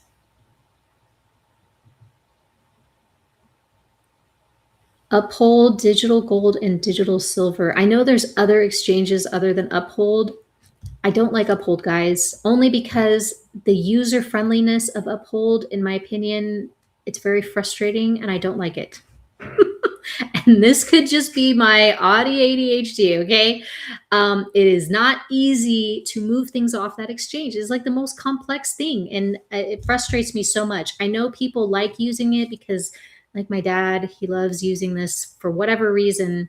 He likes going on there because it's easy for him to buy stuff. I don't know why he thinks it's so easy, but once it's on there, he can't figure out how to get it off. And I always have to come along and try to help him. And then I get frustrated because I have trouble remembering how I used to get things off that exchange, which is not easy. And then some coins you can buy on the exchange, but they don't have a way of moving it off the exchange, which doesn't even make sense to me. It's like, how can you allow people to buy coins that you can't even transfer off the exchange? That just seems dumb in my opinion. But thank you. I appreciate you sharing that.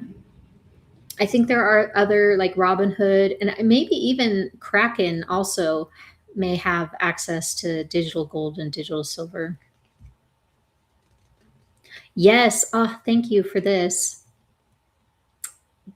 Victor, 1982 or older for all copper pennies. Yeah, start stacking. They've got an incredibly high percentage of copper. Just if you notice the color of the penny, the darker the penny, the probably the uh, more copper content the penny has. And plus, you can feel it. They feel heavy. They feel really heavy. I don't know. Since I was a kid, I've always been in the habit of saving my change. So I've got just like little baggies of like stored coins and stuff that I keep track of.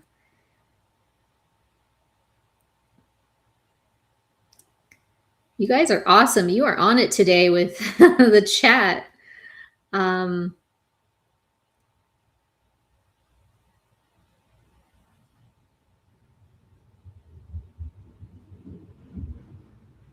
I am curious, Julie. Let me know what you mean by this. BlackRock, Brandon Biggs says it's coming up out of nowhere, worth billions. Are you talking about the stock, like BlackRock stock? I am curious about that. And then Joseph has a different opinion about Black Onyx. He thinks it's associated with XCN, I believe, which is a coin. Some people say major banks accept the IQD. However, when I visited these banks and asked, the IQD was not on these lists. Can you address this, please? Yes.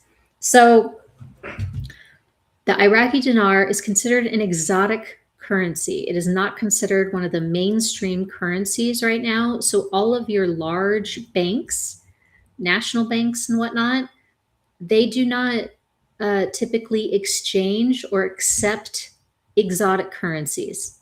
You have to go to a specialized exchange usually to even buy these types of currencies. And what I mean by exotic is like the Iraqi dinar, the Vietnamese dong, uh, Zimbabwe currency. I don't even know. They may not even sell the Zimbabwe one, but there are certain currencies that are really not worth much, and they're just considered exotic. Major national banks are not going to carry these. Okay, I don't think that the big banks will carry these currencies until the revaluations happen because it won't be in their best interest to do so. Um, that's just my opinion. So yeah, you can call these banks, you can ask them if they accept these currencies, but as of right now, they're probably going to tell you no. And every time I've called, they always read a scripted disclaimer. It's like they're legally required to read this to anyone that asks them about dinar. I've noticed this. Dinar specifically, is that this is a risky investment, and basically that's what they're saying. It's a risky investment. Invest in it at your own risk. There is no guarantee of stuff like that. I can't remember all of what they said, but essentially it goes down that line. But basically, they are not allowed to respond with anything but no. They do not currently accept the exchanging of that currency, and then they can only read what's on those disclaimers. At least that's been my experience every time I try to talk to somebody about exchanging my Iraqi dinar. So I always have to go to a currency exchange. When I was in California, we had several kind of strategically positioned in random places. Usually it's within malls, but they're called international currency exchanges. It's like a little kiosk. And at those kiosks, they have, it's like a bank, it's like a small little bank. They'll have people that are working there, but they will sell more of these exotic currencies. That's where I was able to get the Iraqi dinar and the Vietnamese dong. I don't think there was anything else. I've gotten pesos because when I went to Mexico, I needed some pesos when I went down there.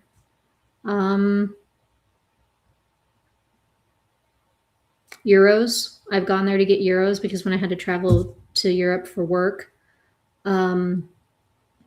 sterling pounds. When I had to go to the UK, I'd go to these currency exchanges. It's just where you can go and buy currency. Because, like, if you've got to travel and you got to have cash on you for these trips, um, you need to be able to buy and exchange in these currencies. So that's where I would go. I would go to these little kiosks. So don't be discouraged because the banks aren't accepting your exchange, your, stuff now. Trust me, when it revalues, they're going to want a piece of that pie. They're going to want those transaction fees and the exchange fees. So,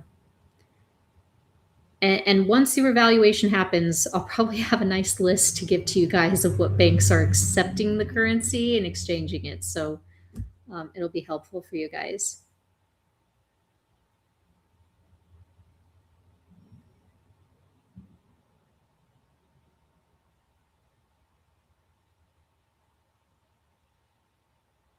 Okay, anything else here?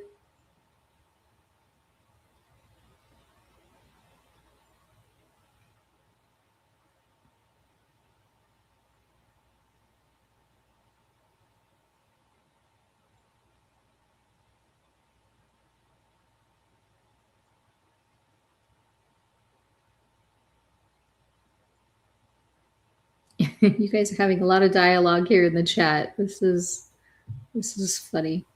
Well, it's good. I'm glad you guys are having some nice conversations. Um,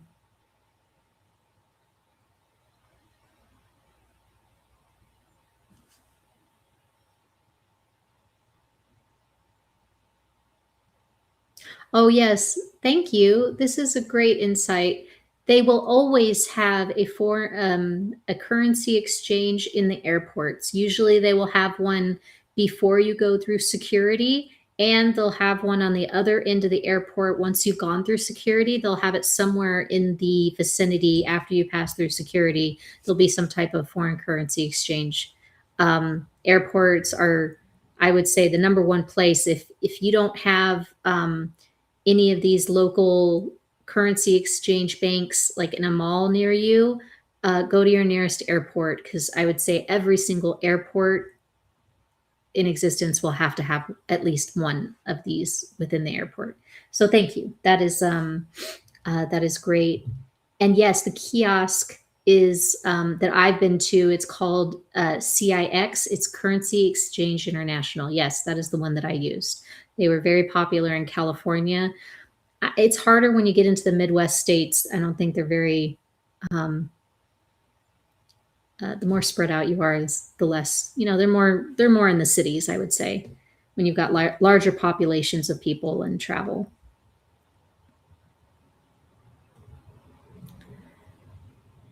I I don't see why not. With this, can you exchange the dinar at those currency exchanges for the dinar, for the revalue? I think it is an option, but it might be.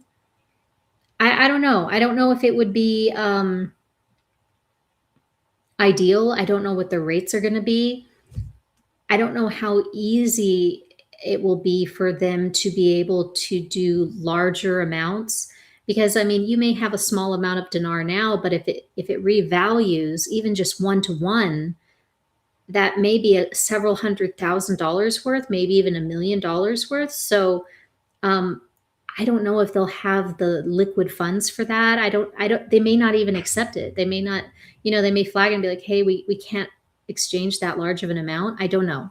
The only reason why I say the bigger banks is because they should have more liquidity. So they'll be able to do that, in my opinion. Um,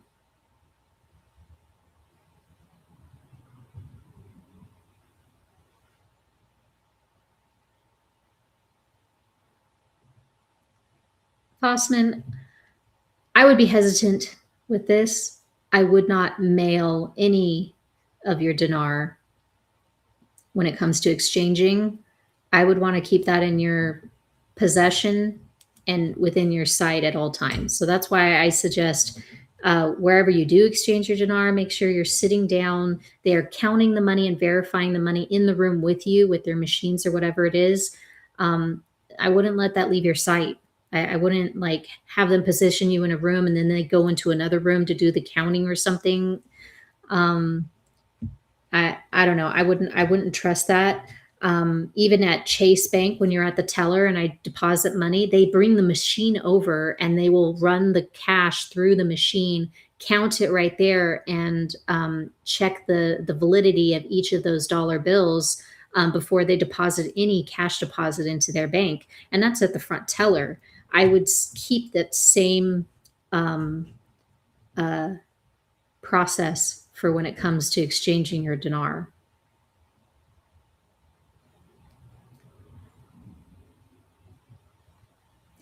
Joseph, your question is regarding spiritual attacks. When do you hold prayer conferences to combat these and where? I have a Patreon group. The link is in the description if you want to join my Patreon channel. I have calls, I would say, twice a month. I have a call for hearing directly from the Lord. I also have a community prayer call where everybody on the Patreon is able to come together and we pray over each other.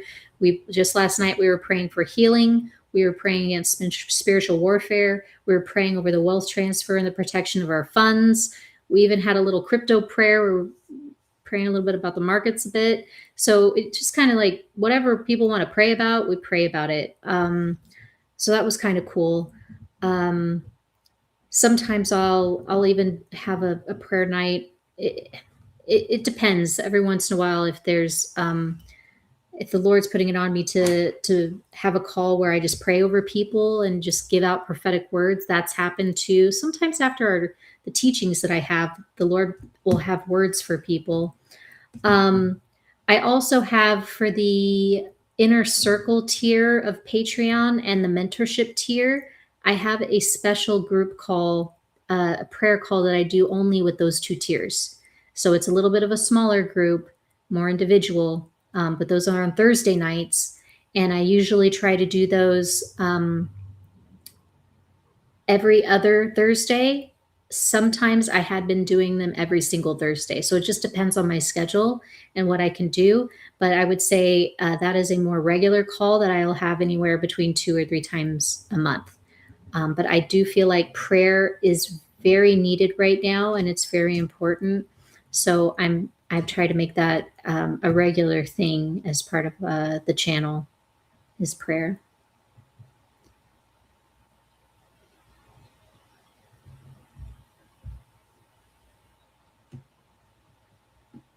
Oh, this is a good point. Yeah, if you are making large purchases of dinar, definitely call the kiosk or the exchange and make sure that they have the amount that you need. Sometimes they will need to order it, so you may need to wait a couple of days for it to arrive. I've done that before where I've called ahead and let them know how much I needed to purchase and they would order it and then I'd show up once it arrives and I'd be able to make the purchase. But right, because I mean, they're only going to carry so much on hand, and once that goes, they have to order more. But if you're making larger purchases, definitely call ahead and make sure that they have it on hand. That's a good point. Thank you for that suggestion.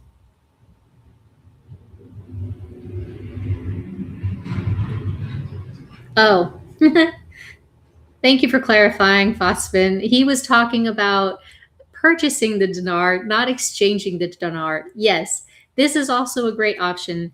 You can order dinar through these exchanges and they will mail it to you. That is a good point. And you can have it delivered by certified mail, which means you have to sign for it. So, good point. Thank you for clarifying that. I appreciate that.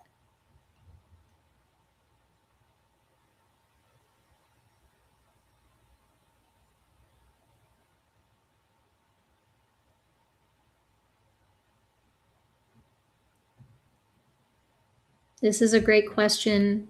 I don't know the answer to this. I think it will depend on the bank. They may flag a large wire transfer coming into your account. They may not. I'd actually call your bank ahead of time, maybe just by calling them and letting them know that you are receiving a large deposit and why you're receiving it and what it's for, stuff like that may help to prevent it from getting flagged or getting rejected. So something that you can consider or look into. All right, guys. Well,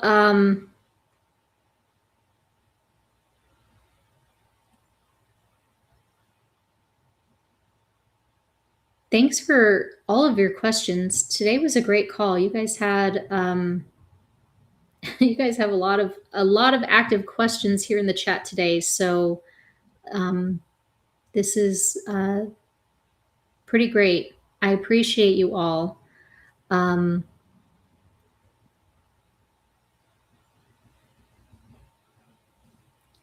Okay, you might not have been here for the beginning of our live stream today, but the window that I talked about between July 11th to July 17th, me personally, my personal opinion, I think this could be a strong window for when the dinar may revalue. Only because me thinking logically, it would make sense for the Iraqi prime minister and their business representatives that are going to be at the White House to be going and entering into negotiations with a strong currency to back any agreements that they may sign. So, me thinking about this logically, it would make sense if the revaluation was to happen with the Iraqi dinar between this window. But that's not to say that it has to. It could happen after that. And honestly, it could happen all the way up till the end of the month. But I feel strongly something is going to happen in July around the Iraqi dinar. I could be wrong. I have been wrong in the past, but I feel we are very close to something. So to be specific, this is my personal opinion. I think the dinar could possibly revalue this month, and that is my opinion, guys. So pray into it for yourself and what you feel comfortable with. But that's my 2 cents. And again, what I had mentioned earlier on, I feel like we are going to have a short window to exchange. I believe there's going to be a rug pulling effect. I don't know what that exactly is going to look like, but what he was talking with me last night is about a 3-week window. A couple of weeks, there will be an opportunity to go in and exchange your currency during that window. I do not plan to hold out and wait any longer after the 2-week mark. In my opinion, it's like the latest I will wait to exchange would be 2 weeks after the initial revalue. I definitely will I will exchange all of mine before that 3rd week ends. Okay, so before the 21 day reaches that 21 day mark, I'm out. I don't care if it goes to $7, $9, $10, doesn't matter. I will be happy with what I get. But I definitely want to take the first week and a half and really research the banks, understand the rates, what's the process.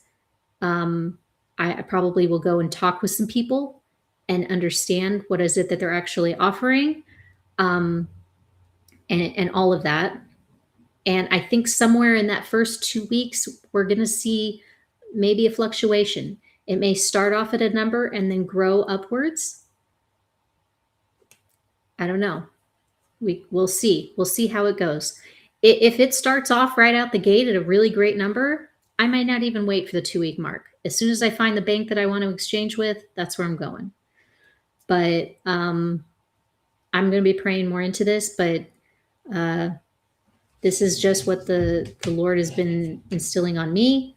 And I think that it's going to be important to get this done and to be able to get my funds cleared so that I can reinvest it into other things.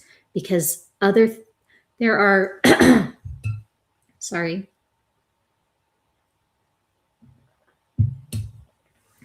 There are other events that are going to happen. And I think it may happen very quickly, that you want to be in a position that you can take advantage of it. So, and this is, for example, if there is a market correction or a market crash, you definitely want to have some cash on the exchange. You want to have liquidity on the exchange that you can take advantage of those market events. That's all I'm going to say. But yeah. And if you want some more insight into some of the investments that you could be pouring into, or what that may look like, I invite you guys to participate in the Prophetic Summit that I'm going to be having on July 11th. It's going to be me and 2 other guest speakers. It'll be Brian Palencia, and then Benjamin Jacques will be on that as well. We're going to talk about crypto. We're going to talk about meme coins, and we're going to talk about investment strategy. So from a prophetic standpoint. So that'll be really fun, and I'm looking forward to that. All right, guys. Well, this has been a really good live. You guys have been on here with 2 hours with me. That went by quick. Holy cow. But I will keep you guys posted with whatever I do come up with. Any other insight that may be coming down the line, I will be happy to share that with you guys. And I may be coming on here more to share dreams and other prophetic words that I've been getting. So bear with me as I'm trying to get all of that organized for what's coming up. But all right. Have a great rest of your day.